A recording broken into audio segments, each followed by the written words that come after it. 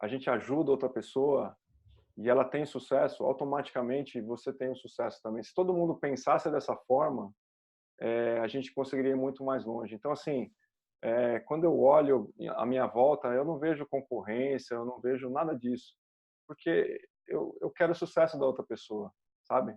Quando alguém está ganhando, a outra ganha também. E se você quer que a pessoa perde, automaticamente você vai sair perdendo também. Então, imagina num mundo onde todo mundo quisesse o sucesso do outro. Só tem a ganhar, entendeu?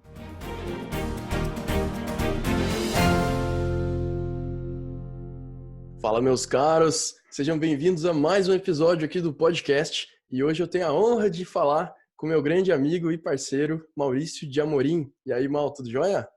Fala aí, galera. Fala aí, Caton. Novamente, grande prazer aí de estar contigo. Muito, muito bom poder participar e passar um pouco do que eu passei, os meus conhecimentos aí. Muito legal estar com você. Grande prazer. Show de bola, o prazer é meu, cara. Mal, você pode começar se apresentando para quem não te conhece ainda. Muita gente já deve ter te visto em alguma live, em algum webinário que a gente fez junto. Mas para quem não te conhece, você pode apresentar, por favor? Claro, claro. Legal. Vou resumir, né? Eu já tenho um bom tempo de jornada aí, então vou contar só algumas partes. Bom, eu venho de lá da área de programação, trabalhei na Local Web, trabalhei por 8 anos lá na Local Web, como programador e depois como coordenador, e fui para vagas.com em São Paulo, tudo isso em São Paulo, né, onde eu trabalhei como Agile Coach. E atualmente eu estou numa profissão que é um pouco diferente para o mercado de trabalho, que a gente arrumou um nome, né? Foi difícil até encontrar esse nome, que chama estrategista digital, que hoje eu trabalho com ajudando as pessoas, né, a passar o seu conhecimento, o seu produto, o seu serviço pela internet, né, a divulgar todo esse trabalho pela internet. Show de bola. Mal, agora voltando um pouquinho no tempo, como que você começou a trabalhar com programação? Como que melhor ainda, como que você se interessou por computação, por programação ou por tecnologia em geral? Nossa, bem legal essa pergunta, Caton, porque tem todo um histórico aí, né? Quando você me convidou, eu comecei a pensar, né, nessas coisas, eu vi os outros podcasts e tal, né? E aí eu comecei a pensar, né, que você poderia me fazer essa pergunta, e aí eu lembrei de lá dos primórdios. E também vou fazer aqui um resumo bem rápido, mas meu primeiro contato com a parte eletrônica, com computação em si, eu digo que foi concurso pelo correio, cara, chamado Instituto Universal Brasileiro, onde eu fiz um curso de rádio, cara, que era montar a placa. Isso daí eu tinha 14 anos. Eu não sei por quê. Meu pai falou: você quer um videogame ou você quer um curso? Eu pedi um curso. Não faço nem ideia por que eu fiz isso.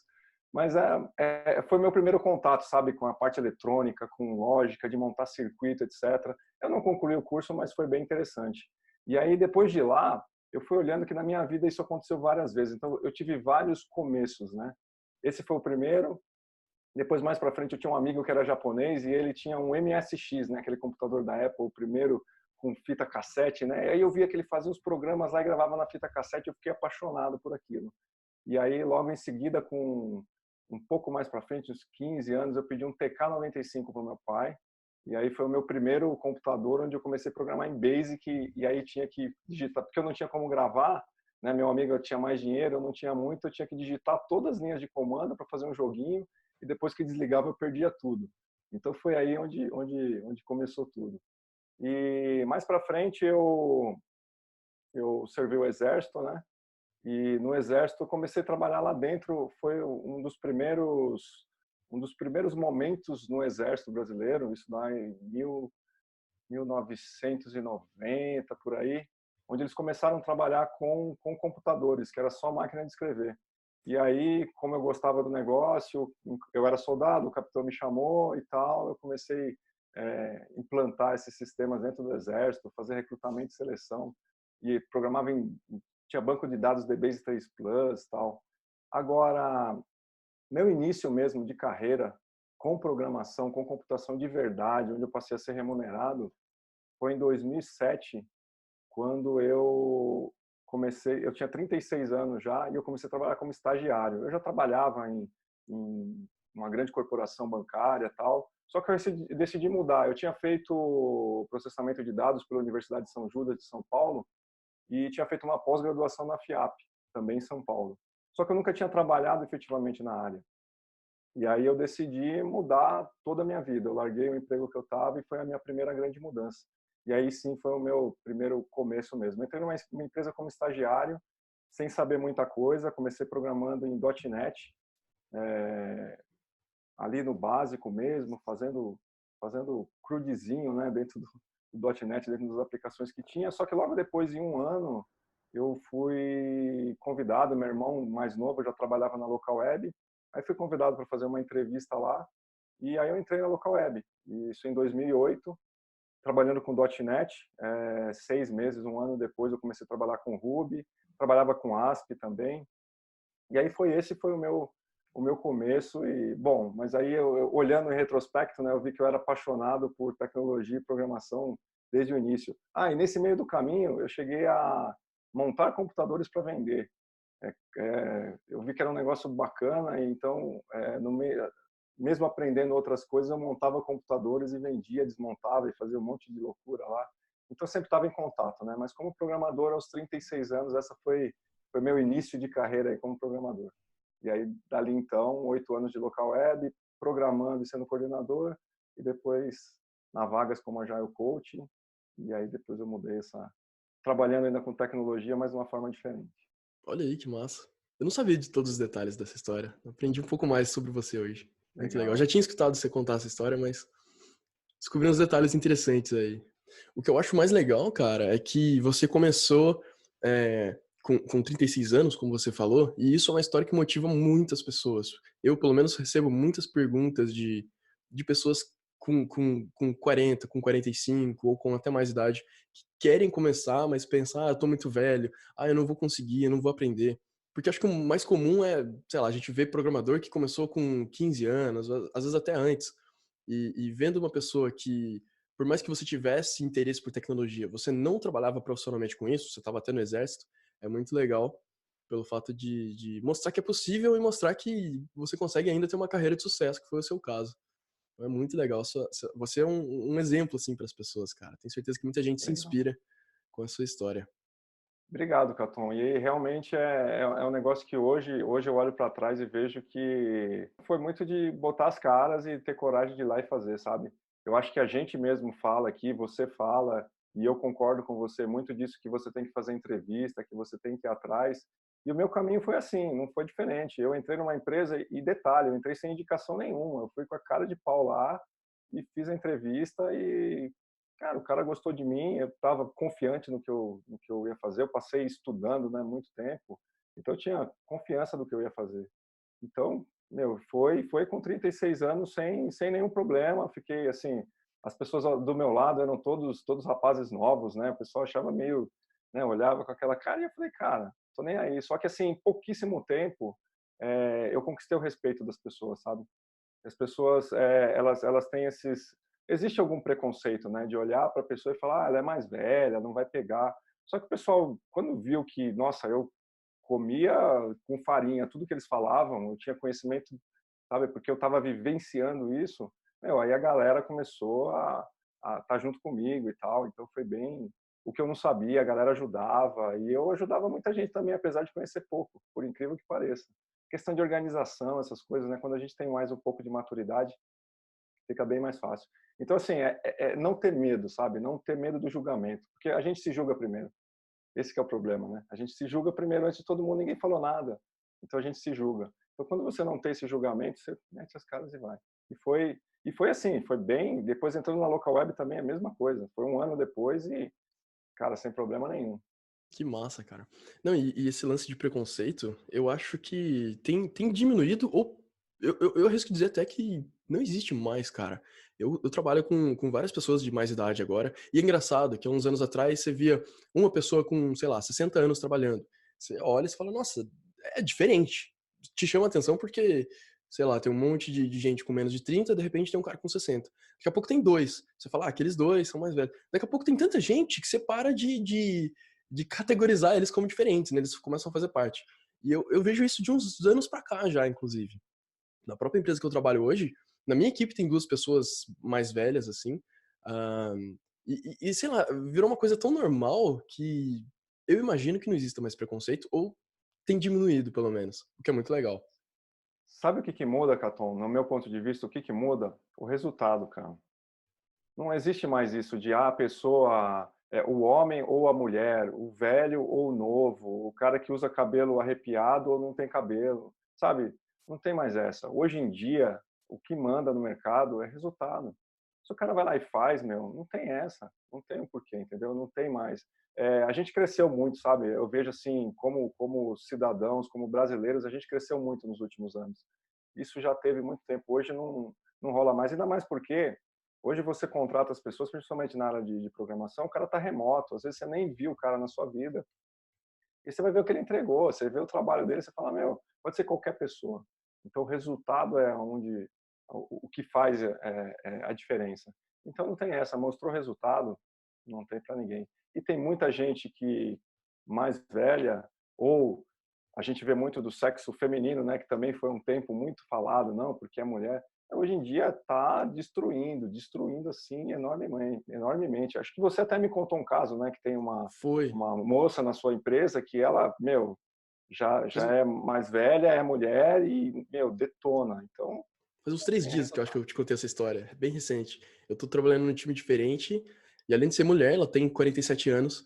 E, cara, ela é uma das melhores desenvolvedoras que eu já vi na vida, assim. Ela destrói, ela manda super bem, ela sabe se comunicar, ela sabe passar ideia, ela oferece ajuda o tempo todo, e tem várias coisas, enfim, que ela manja muito mais que eu, que ela trabalha muito mais tempo que eu. Então eu peço ajuda pra ela, a gente compartilha uma tela no próprio Slack e ela me mostra como é que faz. Ah, se você fizer assim, se você fizer assado, ela consegue passar essa ideia, ela consegue desenhar um diagrama. Ela tem, assim, em todos os aspectos, ela manda super bem. Então não tem Que como massa. classificar diferente. Ela, É resultado, só se for cara, classificar como resultado. melhor, que ela manda muito bem. Exatamente. É isso aí, é resultado, não tem essa. Então, isso é bem legal. Eu sou prova viva disso, cara. Então, assim, eu posso falar com convicção que não tem essa e eu sou muito voltado a atrás de resultado, sempre fazer o melhor. Então, não tem. Fica aí de exemplo para a galera. Eu sei que tem muita gente que realmente te faz essas perguntas e eu sou uma dessas pessoas que pode falar isso com toda certeza. Mal, agora há pouco você comentou que o seu primeiro emprego trabalhando com programação não foi uma indicação. O que que você pensa sobre indicações, né, o famoso QI? E eu, aproveitando emendar uma outra pergunta junto, eu sei que você já fez muita entrevista, né? Você fazia esse papel de procurar profissionais também, tanto na Local Web quanto na Vagas.com. Você pode falar um pouquinho quão importante isso era para você pessoalmente? Quando eu comecei nesse primeiro, realmente foi sem indicação, tá? E depois, logo no segundo, na Local Web, foi por indicação, porque meu irmão estava dentro da empresa. E hoje, principalmente, a gente mudou, né, Caton? Eu acho que a gente tinha um estereótipo, né, da galera de tecnologia antigamente, de ser aquele nerd, né, aquele cara que não fala com ninguém, que não entra em contato com ninguém. E hoje é totalmente diferente, né? A comunicação é tudo. Então, para mim, é fundamental essa questão da indicação, sabe? Por quê eu falo isso? Dentro tanto da Local Web quanto da Vagas, a primeira coisa que eu ia pedir, pô, eu coordenava a equipe de desenvolvimento de software, a gente colocou muita coisa no ar, muitos projetos gigantes. E quando a equipe precisava crescer, e sempre precisou crescer, não teve um momento que eu tinha quantidade de desenvolvedores o suficiente dentro da equipe. A primeira coisa que eu perguntava era, meu, vocês conhecem alguém? Vocês têm algum amigo que vocês podem trazer? Nem que ele esteja em outra empresa, a gente conversa, oferece uma coisa legal, um benefício, etc., um desafio bacana. Então, a primeira coisa que eu perguntava era para a galera do time. E chegou um momento até que, assim, como não tinha mais, a gente esgotou, porque não tinha. A gente sabe que o mercado de tecnologia é um mercado que é difícil de você contratar. Então, como a galera já não tinha mais quem indicar, a gente chegou a fazer, dentro da Vagas, um trabalho de trazer os eventos para dentro da Vagas. Então, a gente tinha o Ruby, já aconteceu, Guru SP? Guru SP aconteceu dentro da Vagas. Por quê? Porque a gente queria trazer as pessoas. A gente teve de front-end, a gente teve de tecnologia em geral. Então, o que a gente fazia? A gente trazia a galera para dentro da empresa justamente pensando em contratar. Então, assim, e aquilo que acaba sendo? Acaba sendo uma indicação, porque você está ali conversando e um vai falando do outro. Não, aquele é fulano, que faz aquilo, que faz aquilo. Os palestrantes. Então, não deixa de ser um QI, né? Uma indicação. Então, assim, é essencial ter essa indicação. Eu digo que, assim, ó, é 50% de uma vaga de emprego, ela acontece por conta da indicação. E como é que você consegue isso, né? Por isso que eu sempre falo para a galera, fica dentro faz parte de fóruns, de grupos, acessa aí as diversas comunidades que tem. Você está dentro de uma comunidade é fundamental, porque a pessoa vai te conhecendo e aí quando pinta uma oportunidade, o cara já te conhece, já sabe quem você é, como você trabalha, principalmente se você consegue fazer um projeto junto com alguém, ele sabe como que é a sua entrega, como que é a sua responsabilidade. Cara, isso já conta demais. É muito difícil alguém contratar a pessoa sem conhecer, entendeu? Porque é um risco, entende? O contratante, ele tem um risco também, porque ele não sabe quem que ele vai trazer. Ele prefere trazer quem ele já sabe. Então, hoje, então, é por isso que você vê aí, e você mesmo faz isso, né? Com essa questão de dar um curso, de ter um bootcamp, de ter um lugar onde você vai formando as pessoas vão se conversando, e aí fica fácil de você indicar para um trabalho quando necessário. E tem empresas que ainda oferecem uma remuneração, né? No caso, a empresa que eu trabalho, por exemplo, oferece isso para quem indica. Então, se eu indico uma pessoa, claro que tem que ser com responsabilidade, porque afinal a pessoa vai ser contratada, né? E é o meu nome que está em risco, mas eu acho muito legal que eles dão esse incentivo para você ajudar a procurar profissionais. Mais um exemplo de como tá faltando profissional no mercado. Exatamente. Por incrível que pareça, você acredita que eu tive uma conversa semana passada ou retrasada com um amigo de tecnologia que trabalhou sempre nessa área? E uma das carreiras que estão em ascensão são os headhunters, Os recrutadores. os recrutadores. Cara, essa profissão é uma profissão que está bombando. Porque como não tem no mercado, o cara que já está inserido, que conhece muita gente, o cara ele tem um valor assim inestimável, porque ele conhece, então ele pode chegar e conversar com a pessoa. Então tem empresas que pagam headhunters para ir atrás de programadores bons, que tenham conhecimento em determinada tecnologia, para trazer para a empresa. E assim, em geral, né? Eu falo programadores, mas estou falando de tudo, de UX, de DevOps, de sysadmin, de PO, de Scrum Masters, etc. Todo é um mercado que está em plena ebulição, em ascensão. Você, estando do outro lado da mesa, já que você contratava muita gente, você dava muito valor ou diferenciava quem tinha ou não faculdade? Isso era um ponto de diferenciação para você? Putz, esse é um ponto bem polêmico e engraçado, né? Porque em algum momento, lá na Local Web, quando eu trabalhei, por determinação até da diretoria, olhava-se muito para o cara de faculdade, sabe? De ter uma formação, etc. E sim, era interessante, né? Ter um cara que se formou no ITA, na USP, etc. Só que na prática, a gente vê que não é tão real, sabe? Tem, lógico, tem em todas as posições tem pessoas muito boas, mas não é a faculdade em si que faz a pessoa boa, entende?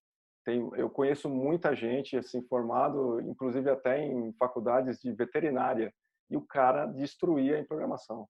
Então a faculdade em si não era uma coisa que a gente olhava. De novo, é o que o cara sabia, é o mão na massa, é o resultado que o cara entrega. E eu vejo muita gente, conheço muitas pessoas que não têm faculdade e são muito bons. Então, realmente, eu não olhava. Lá atrás, no passado, a gente já chegou a olhar, porque queria fazer aquele grupo excelente, maravilhoso, com pessoas que tinham toda a teoria. Só que, com o tempo, a gente vai vendo que só ter a teoria e não colocar em prática não adianta. É lógico, faculdade é bom sim, porque, primeiro, você faz um network gigante, que é o que a gente falou agora há pouco, então você vai ter o QI, né, porque você está no meio de um monte de pessoas, e você tem uma teoria. Só que agora, para essa galera, essa juventude que está chegando, e para o pensamento de hoje, né, do futuro, não é só o pessoal novo, mas esse pensamento novo, você aprende muito mais rápido sozinho. Não dá para ficar esperando o time de você ir para uma aula, esperar um professor te passar uma matéria que você consome ela em 15 minutos e já sabe o que é, entendeu? Às vezes você perde uma hora de aula e você fala, cara, isso aqui eu aprenderia assistindo 2 vídeos, entendeu? Ou colocando na prática e fazendo na mão. Então, na faculdade, às vezes, você tem muita teoria e você não consegue colocar na prática, você não consegue executar aquilo. Quando você pega um conteúdo e já executa ele, já faz, cara, aquilo fica dentro de você, não tem como tirar.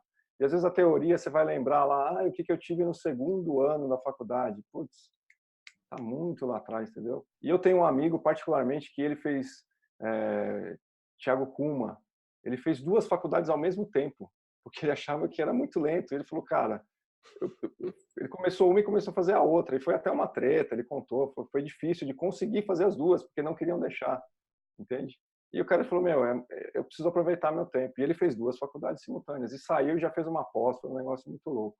Então, tem esses exemplos, né? Então, faculdade, para mim, não é essencial. É boa, sim, se tiver, ok, mas não é essencial. Principalmente para quem está entrando no mercado. Legal. Você tava falando de, às vezes, uma aula, você tem que ficar uma hora inteira, sendo que é só assistir um vídeo no YouTube, ou sei lá, em qualquer lugar.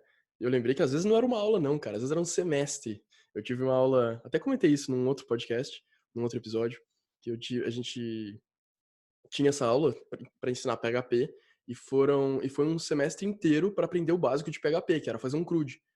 Um semestre para fazer isso, que você pode aprender em 30 minutos num vídeo no YouTube, basicamente. Um semestre, era muito desperdício de tempo. Claro, era uma aula exceção. Tinha aulas muito boas, muito mais rápidas, mas essa era um bom exemplo do que não fazer, do que não estudar. É a minha sensação também. Eu aprendi na faculdade Portugal e Visual Basic. Cara, eu vou te falar que no final, porque o meu irmão já programava, né? Na época que ele já estava trabalhando com tecnologia, meu irmão mais novo, a gente fez faculdade ao mesmo tempo, só que ele estava fazendo uma outra universidade e ele fazia na Universidade de Santana, eu fazia na Universidade de São Judas. Então, o meu trabalho de TCC na Universidade de São Judas foi ele que me ajudou. E ele manjava muito de ASP. Cara, o nosso trabalho de TCC, tipo, os professores ficaram assim, caracas, como é que esses caras fizeram isso? A gente fez era tipo viagem.net, a gente criou lá em 2000, mais ou menos, um serviço de entregar viagens pela internet. Isso não existia, cara. E a gente fez isso. Então, assim, ele estava muito à frente. O professor falou, cara, mas e o que a gente tinha aprendido com Visual Basic, com Portugal, nem dá para o cheiro para fazer um trabalho. E a galera fez tudo Uhum. baseado nisso.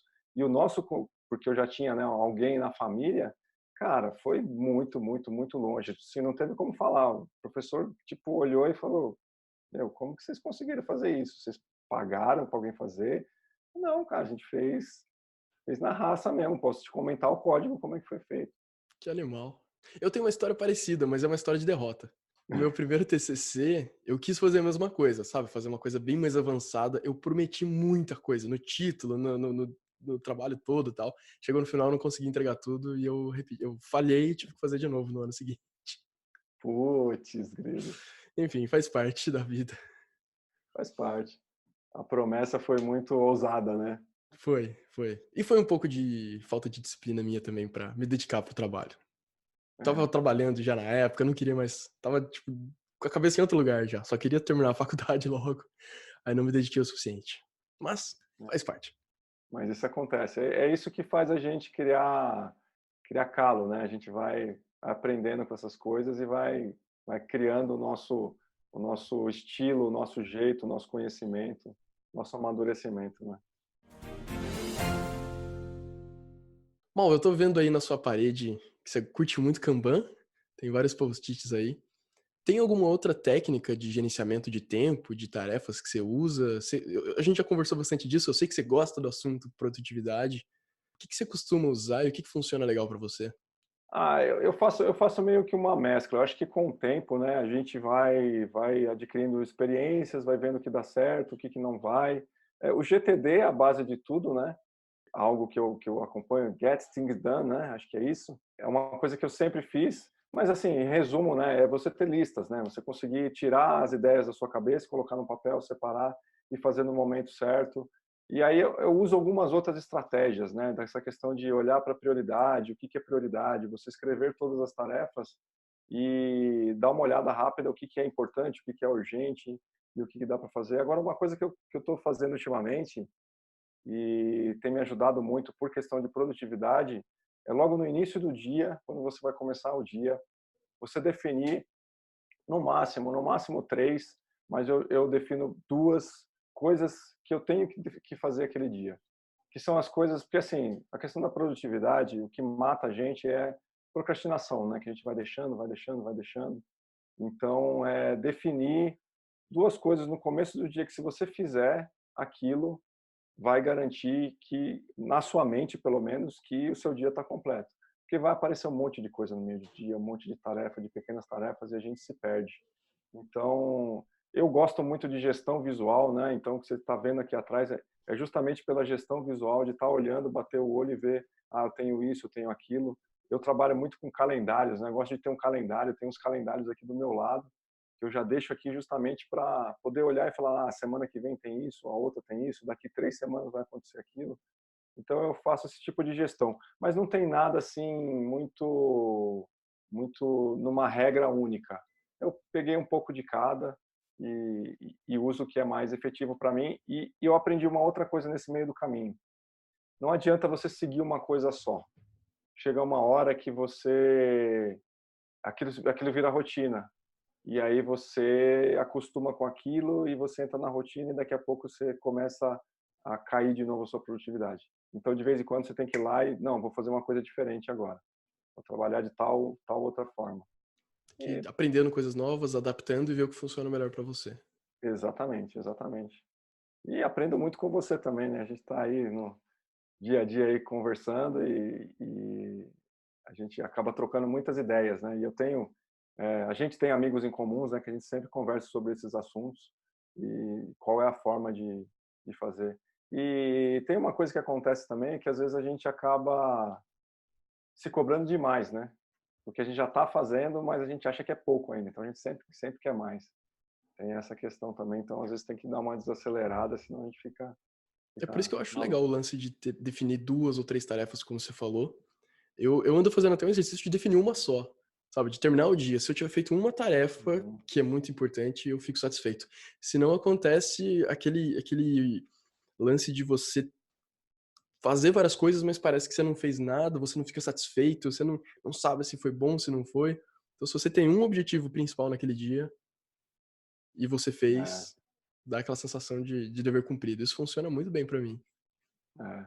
Uma coisa legal, Caton, em questão de produtividade que me ajuda no dia, e eu faço isso todos os dias mesmo. Essa é uma coisa que eu faço sempre. Tanto é que assim, eu levanto muito cedo, justamente para tirar um tempo para fazer isso. Eu tenho uma rotina matinal. Então, dentro dessa rotina matinal, eu tenho algumas coisas que para mim tem que ser feito todos os dias. Por exemplo, eu começo o dia arrumando minha cama. Isso é de praxe. Por quê? Porque eu já coloco no meu cérebro que, cara, se eu estou arrumando minha cama, eu já tenho a primeira vitória, eu já executei alguma coisa. Então, meu cérebro fala, opa, você Uhum. levantou É para um começar a gatilho, né? fazer. É um gatilho. Então, eu não ando, não fico com aquela preguiça. Não, cara, cheguei, levantei, pô, 2 pés no chão, arrumo minha cama. Aí eu tenho as minhas vitaminas que eu tomo, alguns exercícios que eu faço, um pouco de leitura, 10 minutos de inglês. Então, eu tiro esse tempinho e faço esse ciclo que demora meia hora, 40 minutos no máximo. E aí depois e isso daí tudo sem ler e-mail, sem abrir celular, sem nada. Eu faço isso, aí beleza, eu fiz isso daí, aí eu vou pro meu dia. Aí eu paro e faço o que a gente chama de morning pages, né? Que é justamente definir as 2 tarefas, né, do dia, que são as principais. Aí eu geralmente escrevo alguma coisa, como é que foi meu dia anterior. Falar, meu dia anterior foi nota 8, porque eu fiz isso, isso, tal, e eu sempre costumo agradecer pelas coisas que eu tive no dia passado. Então eu agradeço isso, agradeço isso. Eu escrevo mesmo que é para trabalhar o cérebro. Aí eu fiz essa rotina, beleza, aí eu tô no meu dia. Aí entra todo o detalhe. Então é uma coisa legal. Eu acho que depois que eu passei a fazer isso, ajudou muito mais na minha produtividade, porque às vezes eu acordava totalmente perdido, não sabia nem o que ia fazer.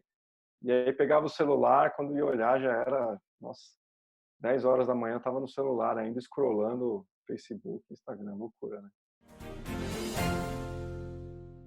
Bom, pra gente finalizar então, se você pudesse colocar uma frase num outdoor onde todo mundo fosse ver essa frase, todo mundo ia passar lá na frente, ia ver essa frase, qual frase seria essa?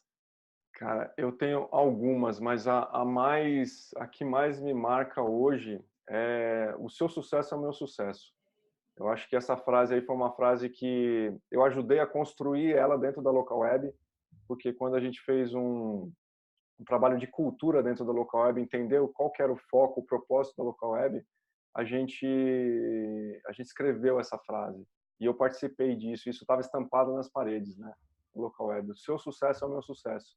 E eu Hum. acredito muito nisso, eu acredito muito nisso. Quando a gente ajuda outra pessoa e ela tem sucesso, automaticamente você tem o sucesso também. Se todo mundo pensasse dessa forma, a gente conseguiria ir muito mais longe. Então, assim, quando eu olho à minha volta, eu não vejo concorrência, eu não vejo nada disso, porque eu quero o sucesso da outra pessoa, sabe? Quando alguém está ganhando, a outra ganha também. E se você quer que a pessoa perde, automaticamente você vai sair perdendo também. Então, imagina num mundo onde todo mundo quisesse o sucesso do outro. Você só tem a ganhar, entendeu? Então isso é muito forte para mim. E é uma coisa que me marca para tudo que eu penso. Quando eu vou fazer alguma coisa, eu penso, cara, eu vou ajudar essa pessoa a ter sucesso? Vou. Então eu estou no caminho certo. É esse o caminho que eu penso. Cara, é espetacular isso. E eu lembro de quando eu trabalhava na local web, de ter essa cultura realmente de sucesso. E às vezes pode parecer uma coisinha boba, mas, por exemplo, a gente chegar, cumprimentar uma pessoa, ou na hora que fosse despedir, em vez de falar tudo de bom, a gente falava sucesso. A palavra sucesso estava muito presente na empresa, nas conversas, nas reuniões. Tudo a gente usava essa palavra sucesso. Né? E tanto no nível profissional quanto no nível pessoal. Era muito comum mesmo. Tipo, você tá se despedindo, um abraço, sucesso. Sempre a gente É, encaixava essa palavra. E por mais bobo que isso seja, tem uma energia muito positiva, né? Tem esse desejo genuíno de que a outra pessoa consiga sucesso, a outra pessoa, assim, os colegas, os clientes, as parcerias que a empresa tinha. Então eu achava muito legal isso. E você falou uma coisa agora, Caton, que eu até faço um complemento, e isso acho que vale para tudo, tá? Às vezes no começo pode parecer meio estranho. Você fala, ah, mas eu vou querer o sucesso de quem me quer mal, vou querer. Só que é um trabalho interno que você faz, porque não depende da outra pessoa, depende de você. Então, haja como se fosse que será. Então, quando você começa a agir daquela forma, você começa a ver as coisas diferentes. Você começa até a entender as pessoas que às vezes está fazendo alguma coisa que não é tão boa, mas você começa a ter empatia por ela e você começa a desejar o sucesso dela, porque você espera que ela tenha o conhecimento para que ela melhore. Então, no começo até parece clichê, essas palavras de motivação barata. Mas não, mas quando você internaliza isso de verdade, para tudo que você olha, você fala, cara, mas como é que eu ajudo essa pessoa a sair de onde ela está e dar um passo além e melhorar? E aí, quando você internaliza isso, isso passa a ser verdadeiro. E aí é o que você falou. Sai nas suas palavras mesmo sem você querer, às vezes, porque já está dentro de você. Nossa, eu concordo 100%. E, cara, uma coisa que eu admiro muito em você, já te falei isso, não é de hoje, é que você tem muita empatia pelas pessoas. E não é clichê, é de fato uma coisa que você tem. Às vezes a gente tá julgando, a gente tá comentando, às vezes uma coisa tá acontecendo, uma situação desconfortável, e você consegue sempre olhar e falar, mas deve ter um motivo para tal coisa ter acontecido, para tal pessoa ter feito isso. Você consegue se colocar muito bem na posição das pessoas. E eu acho que quase ninguém, eu incluso, conseguimos fazer isso tão bem quanto você faz, cara. Acho que uma qualidade muito forte em você. Obrigado, cara. Agradeço e realmente faço com todo carinho, faço realmente pensando dessa forma. Sempre tem um motivo, sempre tem um motivo. Bom, faltou alguma pergunta para eu te fazer? Hum, o que eu gosto o que eu gosto de fazer fora meu tempo de programação, né? O meu tempo de tecnologia. Então, por favor, o que você gosta de fazer no seu tempo livre? Qual é o seu hobby? Ah, cara, eu adoro esportes. Para mim, esportes é uma coisa que alivia a minha cabeça. É onde eu deixo todo o meu estresse, é onde eu me fortaleço. Então, é uma coisa que eu aconselho para todo mundo. Assim, você ter alguma atividade, não precisa ser uma atividade mega, ultra power de esporte, mas às vezes, pô, sei lá, e fazer uma natação, ou até Um basquete ali na quadra na frente da local web? um basquete. Cara, a gente fazia muito isso, né? Nossa, era Saudades muito daquele bom. tempo. Era muito bom, era muito bom. Não tem coisa melhor de estar com outras pessoas, assim, fazer isso, ou às vezes sozinho mesmo. Tem dia que eu tô um pouco mais mais atarefado e aí dá aquele estresse, você tá meio mal, então eu saio para correr. Saio para correr é o momento que eu tô comigo, com meus pensamentos e eu acho que até no passado, né, a gente teve muito essa questão de trocar ideia caminhando, né? A gente fez muito isso, que também é um exercício, né? Não deixa de ser um exercício. E aí a mente parece que abre assim, você começa a ter um monte de insights. Então, para mim, no meu tempo livre, é uma coisa que eu faço. E principalmente, né, eu tenho um filho de 10 anos e eu tô tendo um prazer assim enorme que 2 semanas atrás ele correu a primeira corrida junto comigo, de 5 quilômetros. Então, poxa, eu esperei muito isso na minha vida, meu filho ter idade e condição física, né, de correr 5 quilômetros. Então, foi sensacional. Ele Olha que tirou de legal. letra. Então, isso Eu daí. lembro que E você me contou da detalhe, corrida, mas eu não sabia que ele tinha ido, não. Legal, foi cara. engraçado que foi até uma surpresa para minha esposa, porque minha esposa foi correr e a gente ia só acompanhar ela, só que eu tinha combinado com ele que a gente ia correr junto. E aí acabamos correndo os três, eu, minha esposa e meu filho. Então acho que isso é esporte é vida. Show de bola, show de bola. Bom, onde que a gente pode te encontrar online? No Twitter, no Instagram, GitHub? Quais redes sociais você costuma É, usar? eu sou o cara dos bastidores, né, Caton? Eu tô aí, pô, a gente tá trabalhando aí há um bom tempo juntos, fazendo algumas coisas juntos. Eu sou o cara dos bastidores. A galera pode saber, é um grande prazer estar esse tempo aí. A gente tá praticamente há mais de um ano, né? Já Mais desde de um ano. 2018, final de 2018, trabalhando junto aí, fazendo muitas coisas legais. E eu sou o cara dos bastidores. Então, assim, eu tenho lá meu Instagram, Maurício de Amorim, tudo junto, underline coach. E um outro local onde tem todo ali o meu histórico de profissionalismo é o LinkedIn, né? Maurício de Amorim, tudo junto. Então, é onde eu tô. Estão desatualizados, sim, mas eu tô aqui nos bastidores e tô tranquilo com isso. É bem bacana, mas o meu histórico tá lá. Os links do Mal estão aqui embaixo na descrição, caso você queira encontrar ele. E sobre o lance dos bastidores, realmente muita gente não sabe, né? Porque não tá te vendo, mas muito do meu trabalho com divulgação de conhecimento de tecnologia, de programação, é você que está por trás fazendo, ajudando, colaborando. Então tem muito da mão do Mal ali, fazendo várias coisas que vocês veem aí, de podcast, de vídeo, de e-mail. O Mal tá presente em todos. Ficou até engraçada essa frase, né? Tem muito da mão do mal ali. Eu pensei isso quando eu falei. Muito bom, É muito bom. isso aí. Isso Bom, com aí. essa, eu vou encerrando o podcast por aqui. Mal, muito obrigado. Foi muito legal o papo. Curti muito conversar com você aqui publicamente, né? A gente sempre conversa nos bastidores, mas publicamente aqui foi bem legal. Tenho certeza que a galera vai curtir também. E obrigado por ter aceitado. Show de bola. Valeu, galera.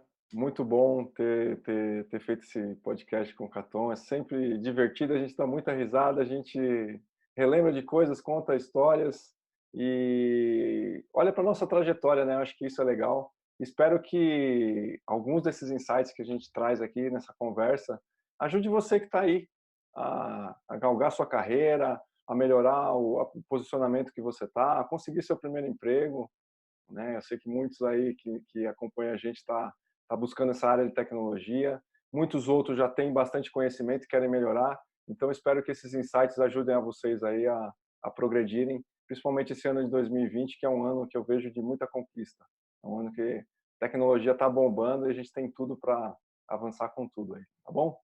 Um grande prazer. Obrigado, Caton, um grande prazer mesmo estar com você aqui. Valeu, Mal. O prazer é todo meu. Valeu mesmo. Abração. Tchau, tchau. Tchau, tchau.